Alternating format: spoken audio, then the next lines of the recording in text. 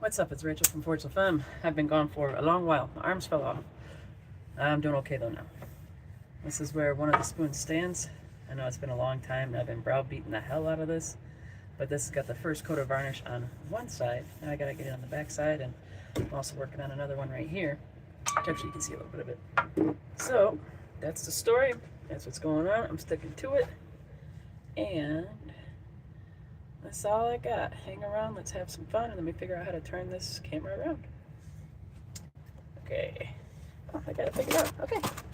Okay, guys, let's have some fun. Don't be weird. Don't be creeps. Been having a problem with creeps lately. It's a little weird how creepy some people can get. And it's not appreciated. Why does it keep like... Yeah, let's go this way. Okay.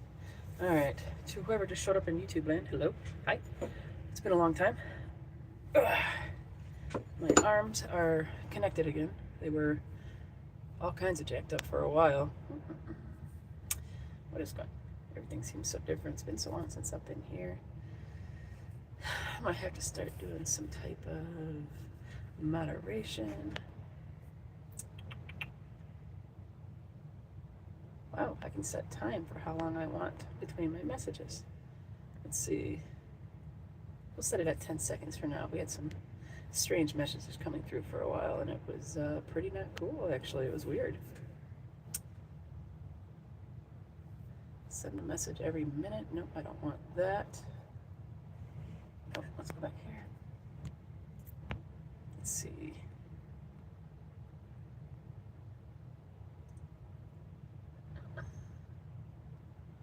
I don't want that to be... There we go. Okay, whatever. So slow motor's off. Oh boy.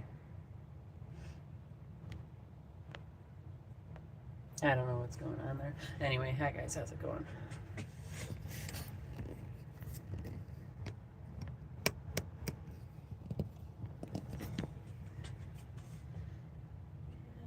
Looks pretty good as a mirror. We'll call that good. Okay, I'm just getting this spoon all kind of cleaned up. It was pretty wonky all the way around the edges, and now I'm making it, well, I'm unwonking it. Let's call it unwonking around the outer edge. So I'm getting this more symmetrical here, and then I need to get this more symmetrical on this end of the spoon. And that's where we're at.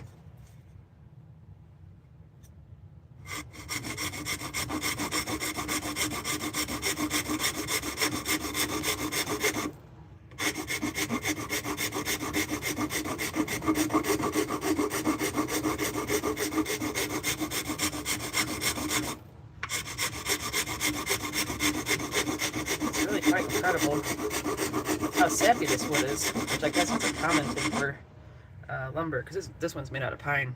And I got the board from Menards, and it's got these sap pockets that come out, and it takes no prisoners. This stuff just keeps coming and keeps coming and keeps coming, and that's what this has been doing since I started regrinding and refiling, however you want, re-rasping, however you want to refer to it. I know there'll be someone out there that'll probably correct me and tell me I'm saying something wrong. Alright, let's see. And we'll turn this way. That's good enough for me. Anyway, hey guys, how's it going? I'm Rachel. I am from Femme. I am from also Detroit, Michigan. And it is extremely cold out there right now. I think it is... Oh, I think the temperature's actually gone up. I think it's actually at 20 now. This morning it was at 0, and it felt like, oh, it was so icy. All that wind coming off the Detroit River. It is so cold. We've had a lot of wind this winter, which is strange because, I mean, winters can bring wind, don't get me wrong. But we didn't have much of any wind in the summer, and we normally have so much wind where I'm at that we can't even have, like, little backyard fires. It's just, it's windier than I feel safe, I'll say that, having a fire, because where my neighbors live, in proximity to my neighbors. And it was particularly tough because it was extremely hot. Like all summer it was, well, not all, we actually had a really nice part of the summer in aspects of it. Early August, which is normally very brutal, was actually very nice last year. And I didn't even go to the annual Highland Games Festival in my area because it's normally too hot. And then this past year, it was like perfect weather. So I missed out on a good time. Oh well. Maybe I'll try again this year, but it's looking like, at least according to the Farmer's Almanac, it's going to be a hot one again. So we'll see what happens. I always think I'm going to set up a tent there or something and sell my, like, skeen dues or something, which is a Scottish dagger. And that's one of the things I like to do. And then, let's see, Anthony Tartaro says, do you snore? This is like a strange fetish that I see popping up on social media, not social media, but like live feeds. You get weird fetishists coming on, and they'll ask creepy, weird, fetishy questions. And then they'll often try and say things like, no, I'm just honestly curious. Which, you're not. It's a weird fetish. And I don't understand why people try to seek out their fetishes online. It's a very strange thing, very strange trend. Like, I remember the days of chat rooms when I was a kid, back in like the 90s and early 2000s, and you had the same stuff back then. And they would ask some seemingly innocuous questions, but they were always fetish driven.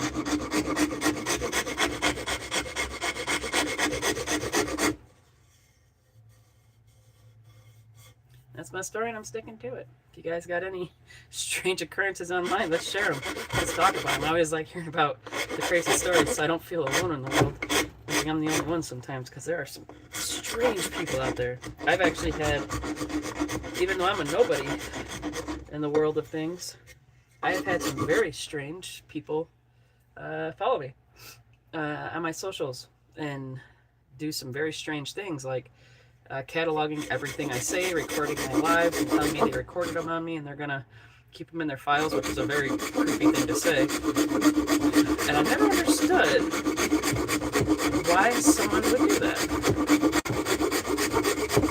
Like, I'm sure they're trying to get a rise out of me, which I just find very bizarre and creepy. Nothing more than that, really. Like, I'm not gonna melt down and start yelling at the person. I mean, I'll tell them they're a creep because they are, but that's about as far as it'll go. Now I gotta see where this is. Got a little more to take off on this side. Not much. It's much less wonky than it was, though. Alright.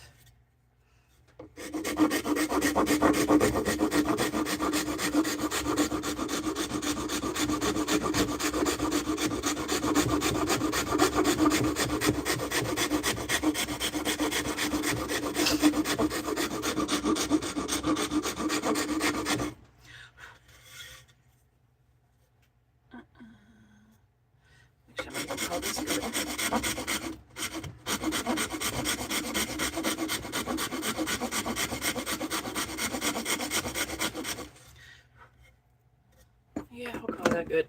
Now I gotta get my sandpaper out. Okay, let's see. It's actually toast. Where's my 100 grit? Oh, I need right now. Not my 500 grit. I'm actually gonna have to resand this whole thing and restain and all that stuff, but hey, it is what it is. What are you gonna do? Luckily it was only one coat.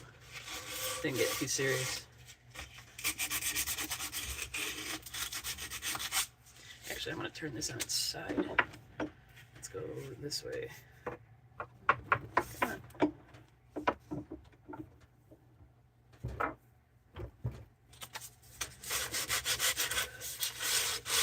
And I'm only doing this on this way because it would be a lot easier to go over it this way and get that edge broken just enough. You don't need it too crazy, but it is nice to get it rounded off decently. Just one of those like more aesthetically appealing type things. And the amazing thing about this, like I said, with the sap pockets, is actually I might even have to let this. Yeah, I might have to actually let this potentially dry. You can see a lot of sap coming through, and it's kind of, it's filling up the sandpaper a lot for one, but it's I don't know. We'll see. Kind of getting into the wood, which I'm sure could be sanded out when I get to that point with finer grits once it dries. I've never really worked with what they call a symmetrical timber, I think is what they call it. I've never really worked with it until this, not in this regard, I should say. I've only used it as like, you know, building walls and stuff like that. Maybe helping my friend when he was working on parts of his house. But that's about it. And then when you start carving into it, digging into it, cutting into it, you start seeing these little pockets of sap, and you can smell it. It is so strong. It is like the pine saw cleaner. That's pretty much what it smells like right now. Which actually is, it's actually kind of a nice smell. It still makes me feel like, you know, Christmas is here, that kind of thing. Oh, there's people here on TikTok. Whoever you are, hello. Alright, no one said anything. If you guys can hear me, give me some double taps. Or actually, give me a like. There we go. I don't think they say double taps no more. I think that was Instagram. To get a like, you double tap it.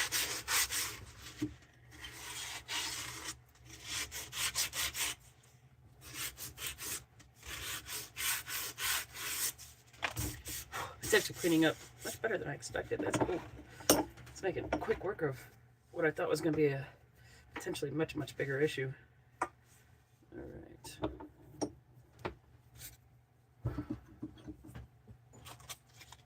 Oh, hey guys. How's it going? Over there in YouTube land. I don't know who is watching out there. It doesn't tell me. So, if you're new here, I am Rachel. I am from Detroit. Give me a like and subscribe. I tend to go live quite often. I can talk about all sorts of crazy stuff. Sometimes I'm a little crazy myself, and that's fun too. And we usually have a lot of fun, truthfully. People bring up, you know, some of the hobbies they're into. Some bring up parts of the world they're from. That's always so cool. I love cultural anthropology. So getting a chance to talk to people from other parts of the world to me is just so fun. I grew up playing soccer, and that was one of the cool things I was afforded from playing soccer, was it attracts a lot of foreign players. And so we got to grow up with Italians, Middle Easterners, lots of Italians actually, English. Oh, it was so much fun though. I miss a lot of those people. Big part of my youth. I miss playing soccer too actually. Played soccer for 15 or 16 years. That was good too. I played striker and I played goalkeeper. I'm not that tall, but I really was a good goalkeeper. And I could jump really high for such a shorty. It always surprised people.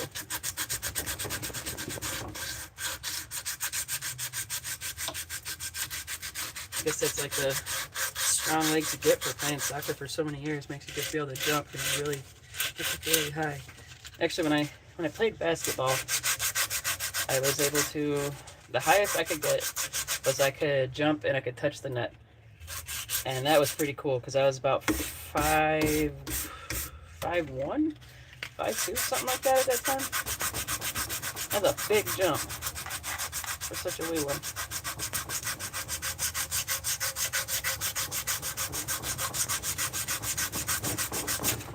Right now I'm getting off all the rasping I had going on here. Yeah, I guess it is a rasp. But I did to get this a bit more symmetrical, so I had to dig into it with a bit of a rasp. And what the file would have been a fool's errand, really just it would have been taking more time to keep it clean and unclogged than it would have anything else. And I know you can chalk files, and I do that when I work on steel. But I wasn't about to do it with wood because it just, nope, not with this sappy wood. It would just like glue itself right over it.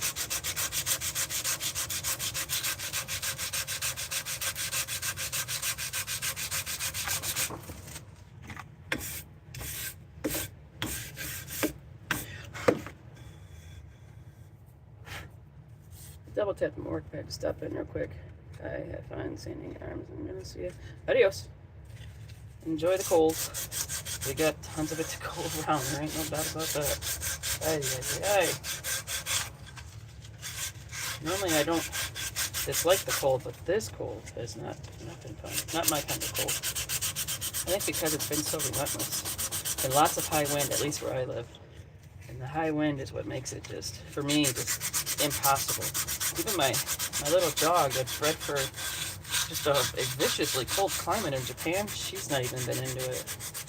And normally she loves the snow. She likes to go out there and snowbox whatever she sees or hears moving under the snow. It's really funny to watch, actually.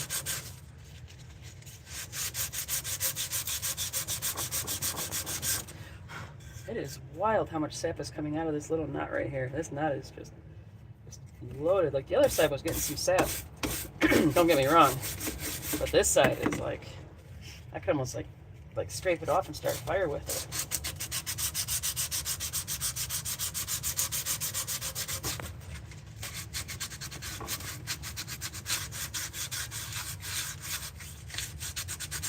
And when it's got the sap in there, I don't know if you guys can tell. Hang on, let me get some water. I'll be working on a mini sled when I get home. Rock and roll.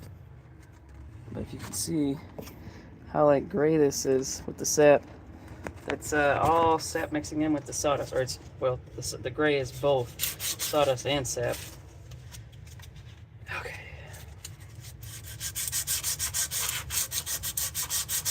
Together they're forming a sappy, woody mess. I'm probably not going to sand much beyond 100 grit right now. It'd just be, it's actually got to dry before I stand. Did that make it in the fridge? And while this stuff is sappy, oh, it just blows right through this stuff. And normally you can get fair amount of time out of the wood. But the positive part about this, the upswing of it being sappy, is it actually keeps sawdust down because it's not so dusty. It's like pasty.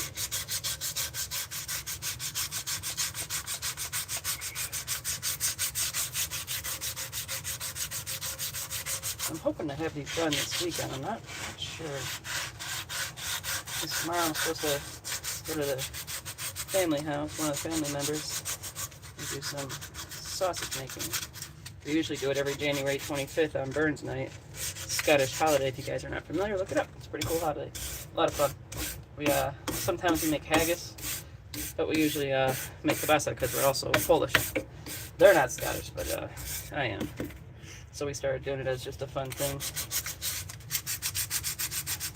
But if I go tomorrow, I actually might start cutting some walking sticks to get those made, or get those on their road to seasoning for the year. It'll be buckthorn that I'll be cutting. Probably buckthorn and apple, actually, I'll be cutting tomorrow, but definitely buckthorn. Because they have more than they know what to do with. And I hear it makes a pretty good walking stick. But time will tell, so I'll cut a bunch and then go from there. And I normally wear my kilt on Burns Night with my tartan, my family tartan. I'm Clan Graham. And I don't think I'll be doing that tomorrow. But we'll see. I mean, it could be fun out there cutting walking sticks in a Scottish kilt.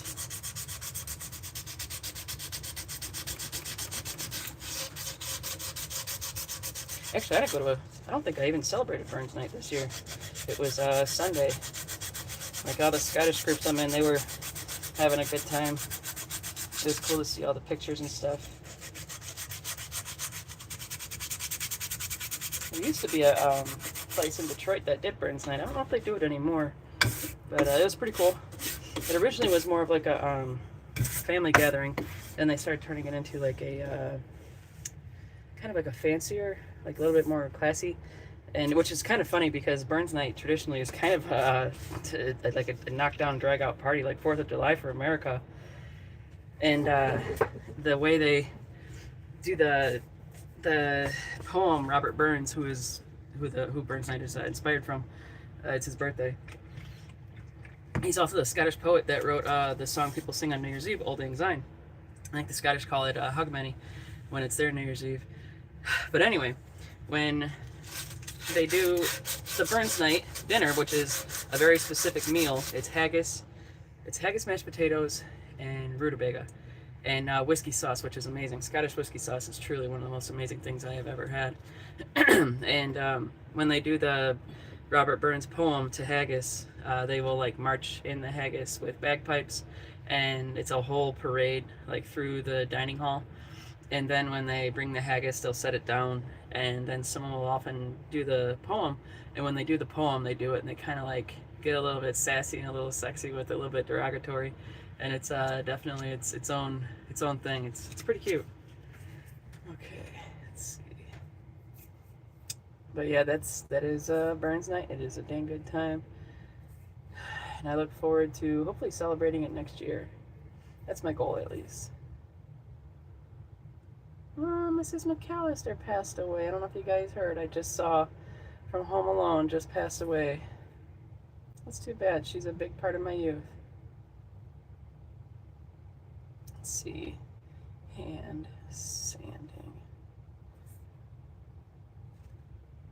Okay. Okay, and then over here we have Hamdi Sriracha. Sorry if I said that. I don't know what that says, but hello. Okay, now I'm like over there. Cool. And now when you do a little bit of rasping, you actually gotta get in there and break down those little grooves you get from the rasp. And they get pretty deep. And I don't like to get rid of all of them everywhere. I like to leave them a little bit here and there. Not a lot, but a little bit.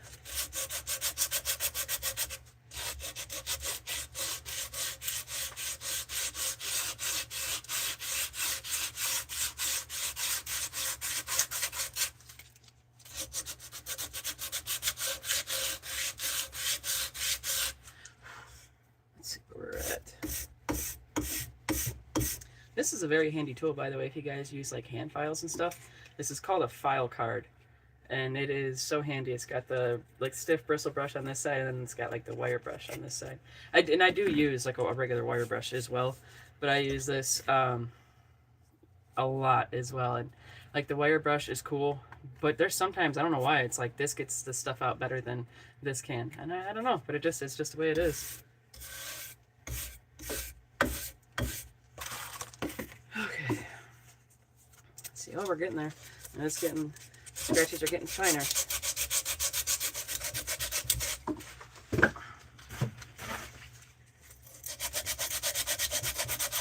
And the best way to go about removing scratches, so like right now the deep ones from the rasp, they're running on an angle like this way. So I'm going to come at it from an angle this way, like the opposite, come across it this way. And that's how I'm going to do it, and then I'm going to do it all until they're gone that way, and then I'll reassess, and I may have to go at it a little bit from another way, but that's when you up your grit from 100, for me it'll be till 150.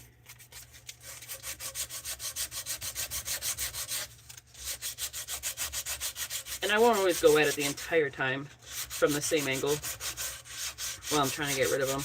Every now and again I'll switch it up a little bit like this as I see other little scratches arise. Like as I'm doing this, because this is 100 grit, and 100 grit, it bites pretty deep. And I'm also sanding over a knot, and knots are really hard, and they take scratches and are much less forgiving getting rid of them. And there does come a point where you have to decide, do you want to start taking away material that will show like a void or not? And that's what I'm trying to avoid right now. I don't want it to be too much cleared away. So we'll call that good for there. And there's only a little bit there, so work on that just a tiny bit. Let's see what we got. And that'll be pretty much enough for this. Yeah, that's pretty good for me. It'd be about the same to me. It'd be about the same to me. What are these? Like, I don't actually stand above 400 grit. I have some 500, which I sometimes use, but it's almost never.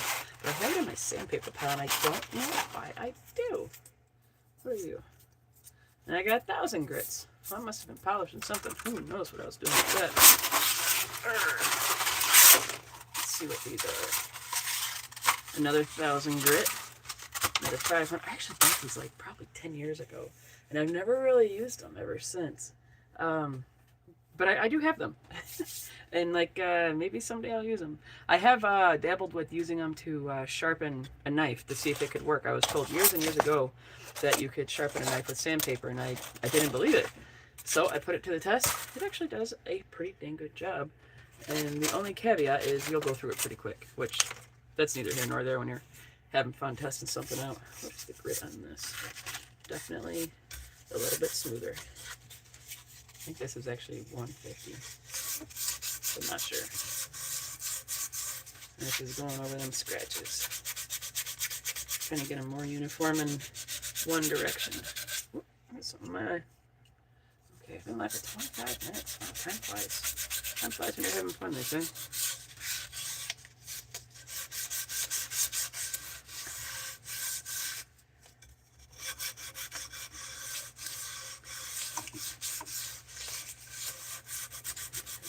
It's just this one little knot. It's actually a big knot, to be completely honest. And like, it's kind of wild because if this was something I was not making into like a battle spoon, I would actually consider taking this piece out right here, because this is what some call like natural bacon, or wood bacon, even some will call it. And it's full of sap, and it some call it fat wood, and it will really start a fire very easily. In fact, some people, like when they go camping and they're into the more natural side of things, they'll actually have some with them and have a little bit to start a fire with, and it works really well and pretty quickly, to be completely honest.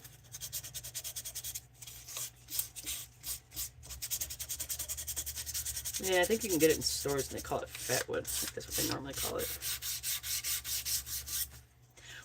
But considering the nature of what I'm making, I would likely not sand this above 220. Actually, I'm not going to sand it above 220. I keep it at a fairly low grit, because it's like all my hammers, like all my blacksmithing hammers, every hammer, I think the highest I sanded the grit to, or the handle to, was like 150 grit. And there's some that will be like, check out my, hammer. It's, it's super shiny, but it's hard to see, but it's very dull. This is not a blacksmithing hammer, but this is still at the standard of which I do my hammer. This is actually a Spike Hawk, if you guys are curious. I made this from a ball peen hammer, actually. But this was sanded to, I think, like 100 or 150 grit. If you do it, like if you want to use one and you want it like super high grit, that can actually like cause blisters very quickly on your hands. And so that's why I don't go very high for a working hammer. Now, if I was to make one that was more like cosplay, maybe I would probably go into like a higher grip or something like that. But that would be the only way. It would be like cosplay or some kind of display. But no, for working, you want a lower grit. And there's some that will say you're being lazy if you don't have a mirror polish that you can see your face in, and it's like, well, we'll have to agree to disagree there. Because the people that I respect in the blacksmith craft, they've been at it for many, many years, and not a one of them has super high finished handles. They're all pretty low grit. And a lot of them will actually burn their handles with the torch, or even in a fire a little bit, and they'll blacken it a bit. And that's I do that on a lot of mine as well. And it's actually not for appearance.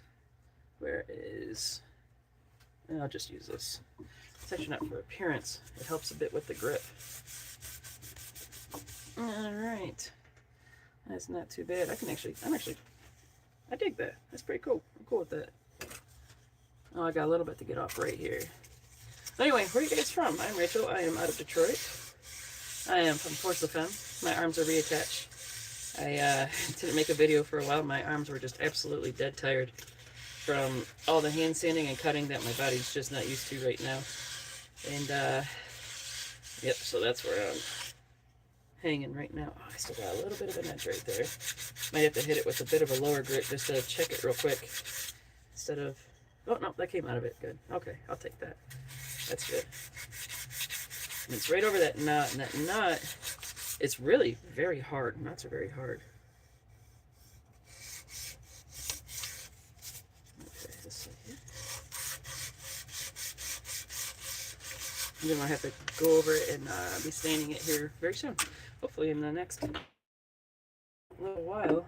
But I gotta get this side finished, because I had to work on both sides. You'll see like where the discoloration is. I had to clean off, or not clean off, but it was just off. That's all I can say. Like really off on this side. That's why there's so much missing. And then it was off on this side, so it was kind of like oblong-y-ish. I don't even know what the right word is, because it wasn't even really technically oblong. I was keeping track. I'm sure someone out there is. I'm a little spiteful right now towards live viewers. I had some real creepers saying and doing some really creepy stuff, and I really don't know why. And it was really weird and really creepy. Not cool. That's all I can say. Not cool. Not appreciated.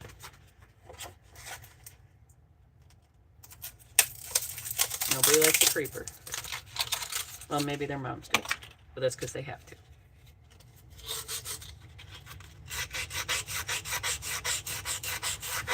That's what my great grandma would say about spoiled children. She was from North Georgia. And she'd say, the only person that loves a spoiled child is their mother, and that's because they have to. I miss her so much. She just had sayings like that for days. It was adorable. She was so sweet. Big old great grandma. Actually, I want to get a tattoo in honor of her. We called her Granny Green Bean.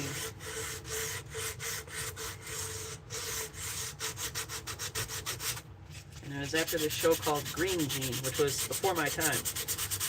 And I used to love the way she told the story. It was always so cute. And she'd talk about her grandson, which was my uncle, because she was my great grandma. And she'd talk about David. David gave me that name. And I say, well, great Granny Green Bean, where does it come from? She goes, well, David used to watch this show called Green Jean. And Green Jean was the show. And I don't remember the rest of the story, unfortunately, but I just remember her accent. And I remember it came from Green Jean. And I remember asking my Uncle David, not that long ago, actually. He just recently passed away. But he was explaining it to me as well. And for whatever reason, I remember so much. That is one of those stories I just cannot remember for the life of me. And I'm hoping it's not left to the coffers of life. So I got to start asking some family now. Keep passing that story on.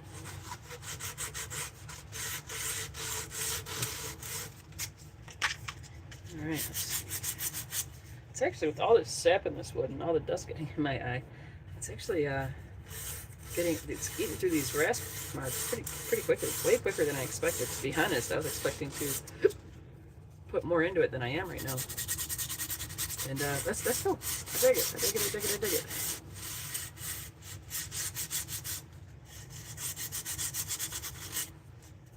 Okay.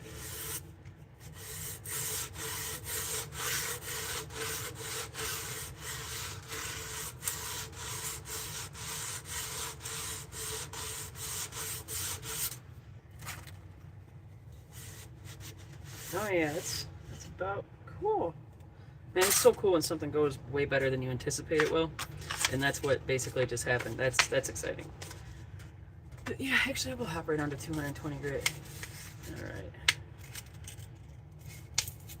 With like steel, when you're hand sanding steel, in that regard I'll say specifically it's like knives. And you're sanding the flats, which is like the bevels, just before the cutting edge. And that's where you tend to sand it or put the most attention into the hand sanding. When it's steel, you often want to be a little bit more consistently, not consistent, a little bit less bold in stepping up the grits. And like how I went from 100 grit to 220 grit just now. Christine N. Schwitz, oh, she's gone. But that's one of the things with wood that's cool versus steel is with steel it's like, you know, you do like 80, 120, and then maybe 150, then 220, depending on what kind of grits you have available. And then like from 220 to 320, then 400, so you gotta keep them kind of close. But with wood, you get pretty lucky and it's forgiving. And you can go from like 100 grit straight up to 220, and it's really of no consequence. I mean, some will say that's not true, but you know, it's one of them things, put it to the test, trial and error, and you will see. And that's where I came at it from, was trial and error. I learned you did not need to be as tightly constrained on stepping up your grits. James Oliver, hello, you're in early today. I see you, normally I see you after midnight. Yeah, I haven't been live at all, actually, I think in like 10 days.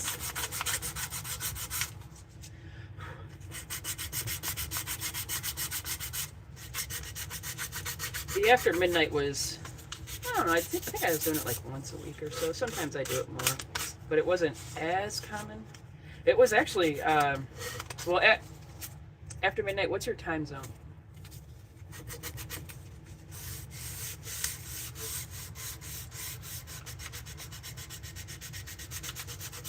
Alright, let's get a new piece in.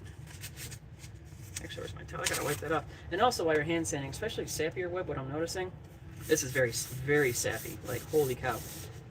Wipe it off here and there, because the sandpaper and sap, they kind of like congeal, bind up together, and man, my hair is being uncooperative. But anyway, they kind of like, not really form a paste, but to lack of a better way to put it, they form a paste, and it clogs up your sandpaper really quite fast.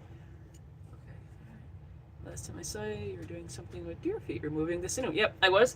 And I actually somehow broke the deer leg that night. I was really bummed out because I wanted to make knife handles with it. And I still might be able to with one part of it, but not the part I want that had the joint. But yeah, that was one of the rare times I was up past midnight my time. I got a friend that's really into making knives with bone handles. They are just so cool. So I was gonna give it a shot, but it'd make it like more like a small dagger type vibe, or maybe like bushcraft, or maybe even like the Scottish dagger, the Skeen Dhu. I think that'd be pretty cool. So I gotta cut the deer leg, or cut the fur off the deer leg and get the bones dried out real nice. I actually have some bone that's dried out real well from the same deer actually that was harvested last year.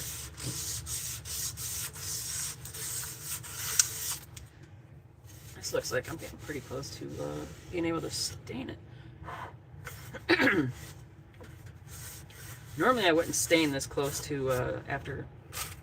Oh, there's my microfibers, by the way, guys. These are great for when you gotta wipe off dust off wood and whatnot. It's truly some great stuff. Let's see, take it. Yeah, I think I got everything. That's cool. Oh, there's a little bit right there. But anyway, you're an hour ahead of me. Oh, okay. I didn't know there was an hour ahead of me. I know there's an hour behind us, and that's like the central time. Let's see. Right there, it's just a little rough. Need to get that a little bit marked down. Let me see. Yeah, I think that got it. Oh. So yeah, with the deer, I think it'd be cool to do like a, like I was saying, a Scottish style Skeen Dhu, but do it kind of primitive style. I love the more primitive fur trader era because Detroit has a really rich history in fur trading, actually. Michigan, the state of Michigan does, in fact. Anyway, it'd just be really cool to maybe even take the sinew and like wrap where the hilt and the blade will meet, like as like a really cool like homage to you know, the fur trader past of America and Detroit. Let's see, it's time for water. Okay, I did not put my stain away. I'm about to start thinking I did. All right.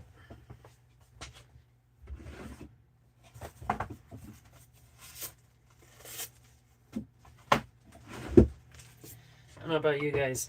I always have a box of gloves on hand. I always try to have two kinds. These are nitrile. I think these are 7mm. You know, let me check. Double check. These are, yeah, these are 7mm nitrile. And I always have these, but I don't always have 5mm nitrile. And that's actually another kind I do like to have on hand. I use those actually way more. That's why I don't have any on hand right now. But I use them way more than I use these. But I'm using these because I don't have any of those. And these are much thicker, a little bit harder to get on. Yada yada, whine whine, I know, cry cry. Okay, so getting my stain mixed up, and then I'm gonna get these parts that are needing to be stained. Then I'm gonna go set this far, far away, and then I'm gonna be doing another coat on this one, but it's gonna be poly varnish. Okay. Oh, I see. Ah, Nova Scotia. That makes more sense because I'm like an hour ahead of us. Because I was thinking the next closest time zone I could think of was like the UK. I mean, like maybe like the Faroese Islands, but I don't even know what time zone they're on. They might even be on your time zone for all I know. I am in Detroit. Yep. Yes, yes, yes. Nova Scotia. There is a very good knife maker there. Is it Nova Scotia? His name's Murray Carter. He's an American bladesmith, master smith, if I recall. He's very good. I might have even said that because I vaguely remember now talking about Nova Scotia. I mean, it's not every day someone comes on and they're from that part of Canada. You guys, I could just imagine what your winters are like up there. Actually, right now we're in a bit of a cold one. That's a little bit like we get cold in where we're at, Detroit. Don't get me wrong, but like the length of time we've had it hitting the temperatures it's been staying at and going down to at night, that's a little bit on the more rare side for us. Not completely unheard of, but a bit more rare. Okay, let's stir this up. I need to get some paper towels too.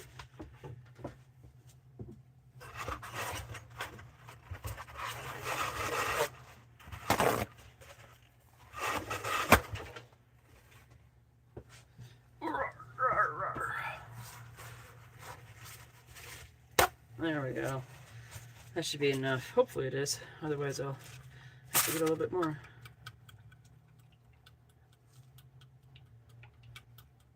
You just kind of sit here while you're stirring up some stain.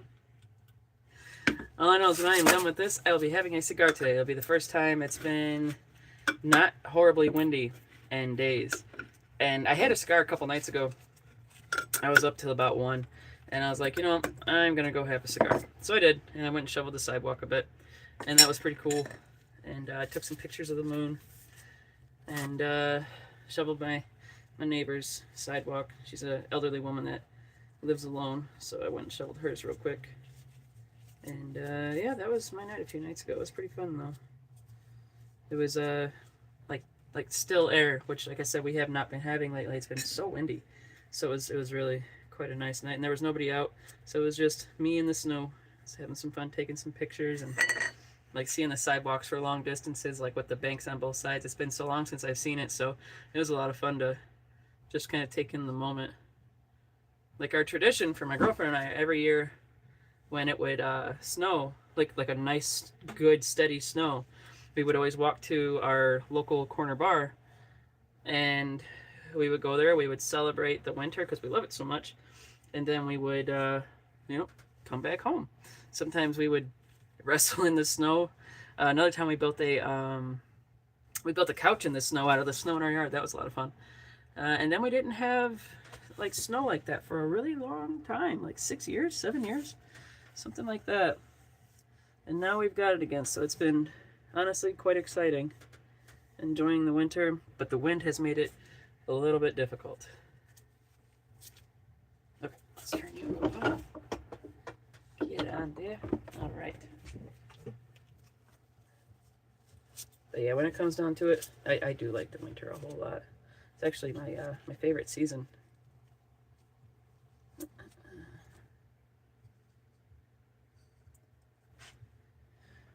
Oh, I got a lot of stain on that. Oh well.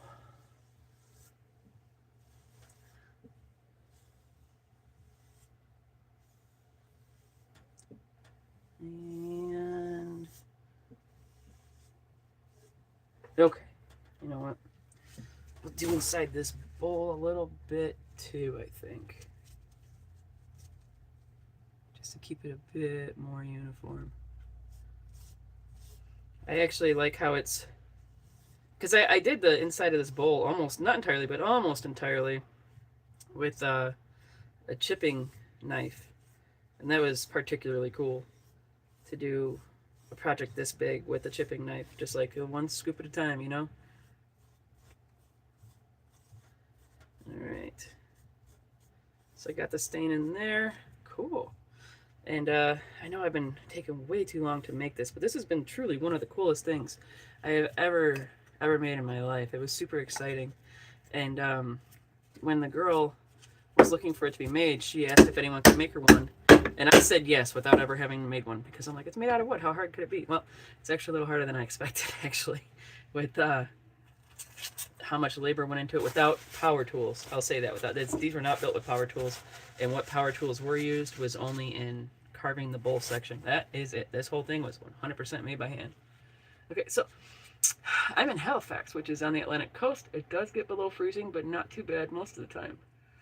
Oh, so you guys get that, like, interesting, like, almost Irishy weather, like England's, well, probably more like Ireland, or like it's, their winter is just not like ours. That's what I'm picturing from what you're saying. Oh, come on. Oh, come on. Go the other way. All right, now it's time to wipe the stain off. Okay. And Funk Conquer says, hey, the Femme during the day is new for me. Hope your Friday is going well. Yes, it is going quite good. And, yeah, welcome aboard to the daytime. I have not been live, though, in a minute. It's been a hot minute. So, welcome aboard to the daytime. All right. Ooh, that went better than I expected. I'm so digging this. It's just cool when something like goes as you would hoped or even better. Although there is a knot right here that's right stubborn that won't take an ounce of stain. We're in a bit of a cold war, if you will.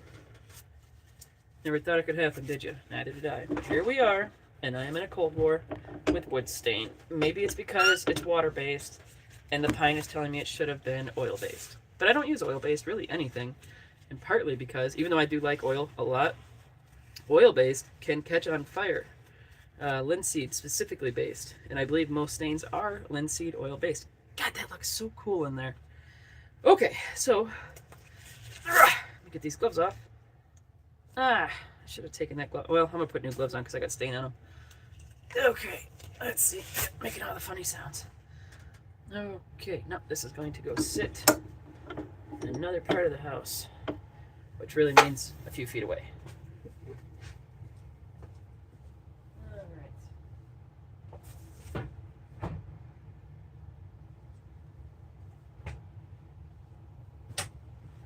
Might even have to scorch that nut.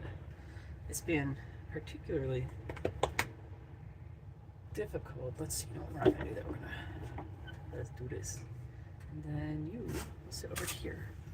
Actually, I am not gonna wear gloves for this part. I'm just doing varnishing anyway. And I don't know about you guys, but a lot of people, they like to, like when they close a can, they like to hammer them shut. Like, I get that. And I do use mallets sometimes, but believe it or not, I actually use a block of wood, like a long straight one where the grains are long and straight. I don't know why. I just quick, I grab it and I just like use it that way. It's like one of my favorite ways to close tops of cans. And like this, it's got the plastic lid now, the varnish. I used to have, well, varnishes used to come with the metal lids, and if you didn't clean the top off right, you risked it like sticking to the rim of the can, and that was honestly never fun. I to get one of my cans open one time, I pretty much ruined the can. That was the end of the trip for that guy on this planet. Ah! I'll get that later. But yeah, so that's one of the things I like to use, and I think it's because a block of wood, in my mind, I see it more clearly on a workbench, and I don't know, maybe I'll make myself another Jesus hammer for in here. We'll see. Time will tell.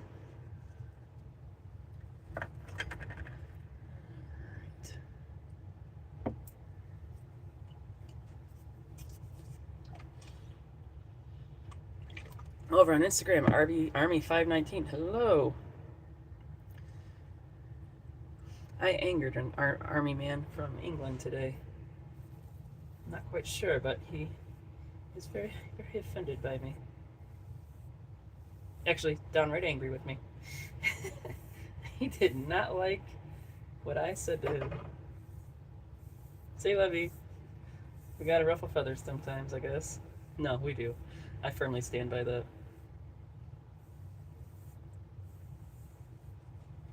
And this, I believe, is also water. Is this water-based? Let's see. This is water-based. Helsman Indoor-Outdoor Spar Urethane. I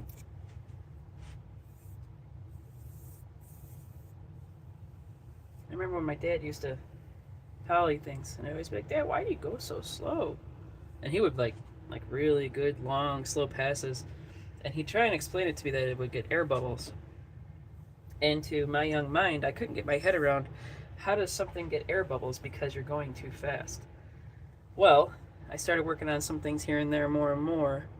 And it was actually particularly with the Irish style walking sticks I make.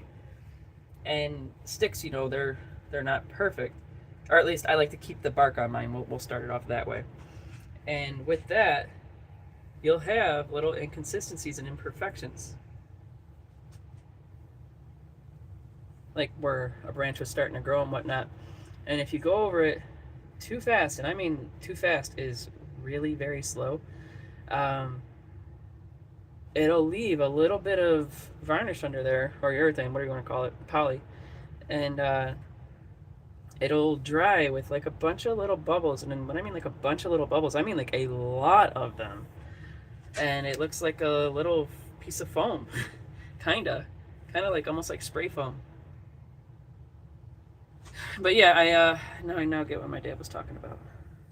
Moral of the story, parents were right yet again. Throw a quarter in the jar.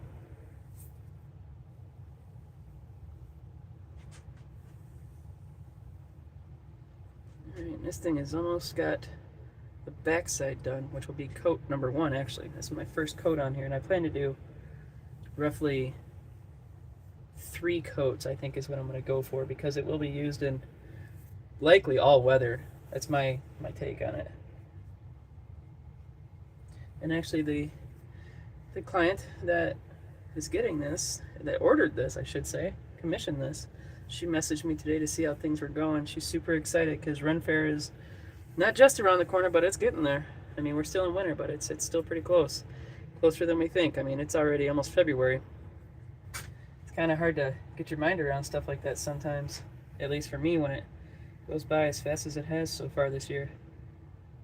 Ah, get back over here.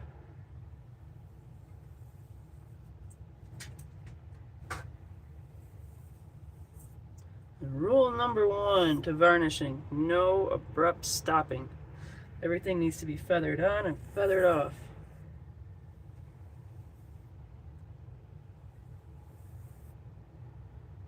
And it does make a difference, believe it or not. So that will be enough on that side. And I'm going to rinse out my brush a little bit in my little bit of water there. Alright, that is coat number 1. Finito. And there I am, using my block of wood as my hammer. And it just, I don't know, it works for my hand. That's the only way I can put it. But, alright. Actually, I got 8 more minutes. Is my clock right? What did I do it for? Yeah, I was pretty close.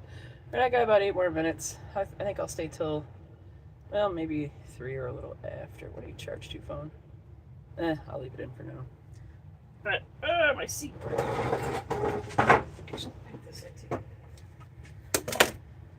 Okay, let's put this away over here. At least out of the way. And then, like I said earlier, if you guys use hand files a lot, or even a rasp, get yourself a file card. This one's made by Nicholson, of course it is, the name in files. But, yeah, this is a very cool tool. It's very handy. I might even make a video on it. It's truly that handy of a tool for someone that uses a lot of hand files. I use them all the time. Like on anything I'm working with, I shape them. I even will finish them with just a hand file, with like draw filing technique. And yeah, that file card can actually do a better job than just a wire brush, believe it or not.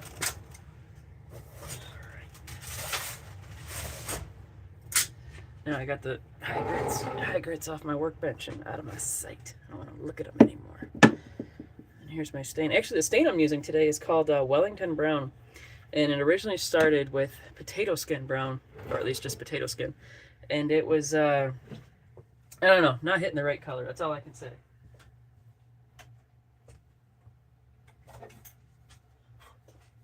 These are the 3 colors of stain I actually tried using beforehand that just were never hitting quite the mark the girl wanted. This is actually the potato skin color right here.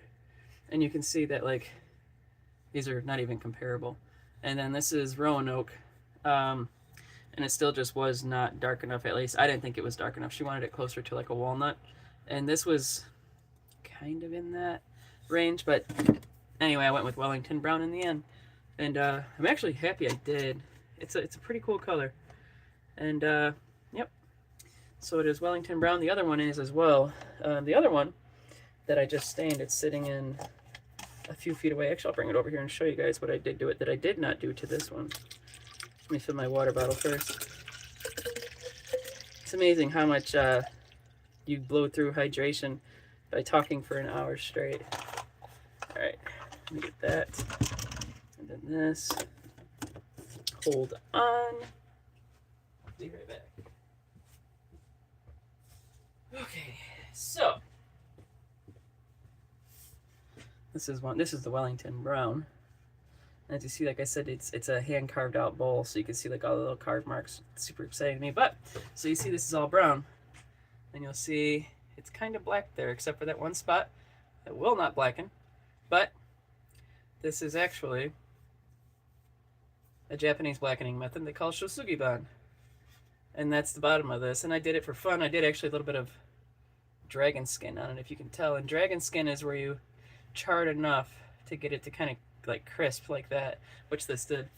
And yep, so this got a little bit of dragon skin on it, if you will. Oh man, I actually missed some. Ain't that something? I'm glad I grabbed it. Then I'll be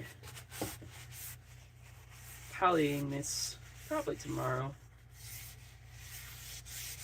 And that little bit that came through, I'll have to do some sanding on that. Yeah, well, womp womp. You live, you learn.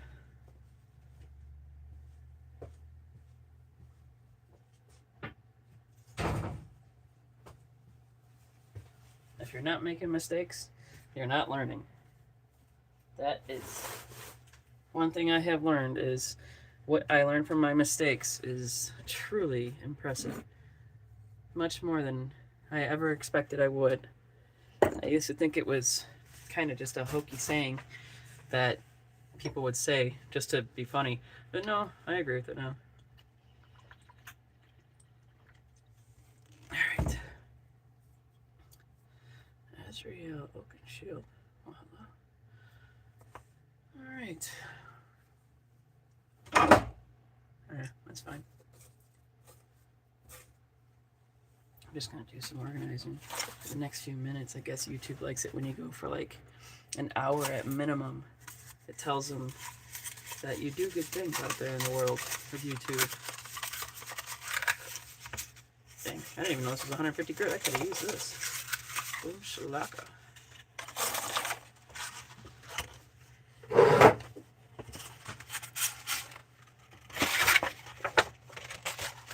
I know there's some people that get very particular about their sandpaper, and I actually used to be when I did bigger projects, but I don't really do that now.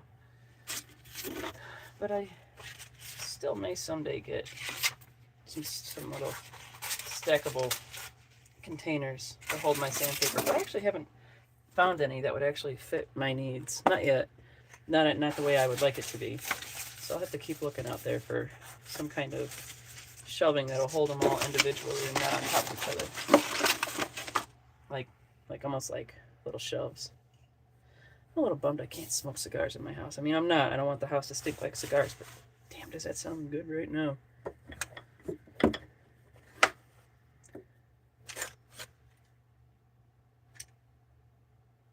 Actually, when I was working on cutting out the sinew from the deer, I had the deer still on my workbench. And my one little dog, she's a Shiba Inu, and I don't really know what was going through her head, but she somehow found out there was kind of animal something or other down here. And she would come down here, because she's so little, she's only 20 pounds, and she'd sit on the ground or on the basement floor and then just like stare up at it like it was like a god. And I don't know if she was expecting the deer leg to like come down to her and bless her or something, but you'd come down here looking for her because she wasn't listening. She wouldn't come to any calls. And then you come down here and be like, what are you doing? She'd just be sitting here, ignore you completely. And then she would be, like I said, staring up at the workbench because she's so little and just staring. It was kind of creepy in its own sense, to be honest. It was so strange. She's a unique little critter. Okay. Yeah, the paper's toast. And then it, you know, when something's just a little bit curved and you gotta throw it, and it hooks around your finger and it falls not where you want it, that's what just happened. It's always like the kicking me while I'm down kind of thing. But oh, my PlayStation sticker, I don't even know where to put this. Who is messaging me and what do they want? Oh, free trip and a dinner. I don't even know who that's from. I'm gonna guess it's spam. Never trust free things. Not like that. Might just leave this as is. Oh, I like how this thing turned out. This is cool. It's a lot of fun when you start seeing the thing you've been working on like really come into its final, I guess, shape, or what have you. There we go. That's the word I'm looking for. And this really has, in a very cool way. give you guys a look at what I've made right here. It's 5 feet 3 inches in its total height. And it is a battle spoon. And it is Wellington Brown. Alright. That's my story. I'm sticking to it. And it is just after 3. I am going to let you guys go. And I will be live again someday. When will that be? Could be tonight. I don't know yet. We'll see. Because I do need to do some more coats. And you guys keep me company and stuff like that. So if I go live, I'll post a picture or something. Maybe even a video and be like, I'm going live at this time. And we'll have a fun Friday night. It's Friday, right? Yeah, it's Friday. So we can have a fun Friday night. Just, talking about life in general. And, all right. You guys, stay fresh, stay crispy. Give me a like and a follow. Yeah, that's how it goes. I'm still learning how to do that talking thing. And I'll see y'all again sometime in the near future. Peace. All right.